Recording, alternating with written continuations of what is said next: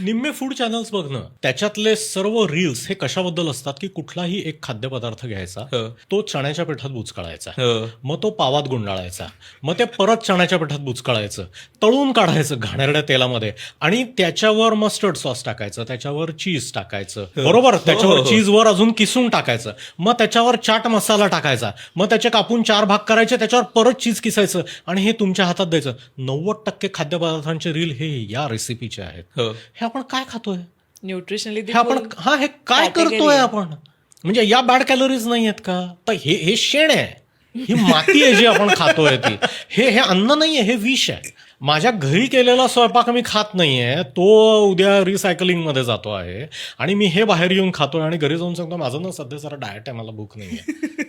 ते फक्त चवीसाठी हे जेव्हा रस्त्यावर उभं राहून प्लेटमध्ये घेऊन चमच्यानी शेण खात असतात, तेव्हा ते फक्त माझ्यासारख्या डॉक्टरला जास्त मोठी गाडी घेता यावी ह्याची EMI भरत असतात.